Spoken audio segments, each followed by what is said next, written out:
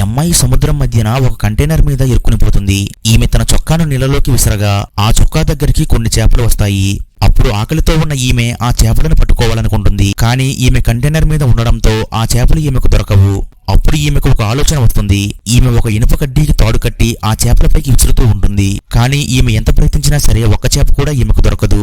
ఈమె గంటల కొద్దీ ప్రయత్నిస్తూ ఒక్క చేపైనా దొరకపోదా అంటూ ఆ చేపలను పట్టుకోవడానికి ప్రయత్నిస్తూనే ఉంటుంది. అయితే ఎంత ప్రయత్నించినా సరే ఈమె ఒక్క చేప కూడా పట్టుకోలేకపోతుంది. ఆకలితో నీరసించిపోయిన ఈ అమ్మాయికి ఆకాశంలో విమానం వెళ్లడం కనపడుతుంది. వెంటనే ఈమెకు ఒక ఐడియా వస్తుంది. ఈమె ఆ కంటైనర్ లోపలికి దిగి ఈ విమానానికి సిగ్నల్ ఇవ్వడానికి ఏమైనా ఉన్నాయేమోనని చూస్తూ ఉంటుంది. అప్పుడు ఈమెకు ఒక అద్దం ముక్క దొరుకుతుంది. ఈమె ఆ అద్దాన్ని తీసుకుని కంటైనర్ పైకి ఎక్కుతూ ఉండగా కంటైనర్ కు ఉన్న రేకు ఈమె కాలుకు చీరుకుని పోతుంది. దీంతో ఈమె ఏడుస్తూ కుంటుకుంటూనే పైకి వచ్చి ఆ విమానానికి అద్దంతో సిగ్నల్ వేస్తూ ఉంటుంది. అయితే ఆ విమానంలో ఉన్నవారు ఈ అమ్మాయిని గుర్తించలేకపోతారు. ఆ తరువాత ఈమె మళ్లీ కంటైనర్ లోపలికి వెళ్తుంది. ఈమెకు అక్కడ ఉన్న కరెంటు తీగలు చూడగానే ఒక ఆలోచన వస్తుంది.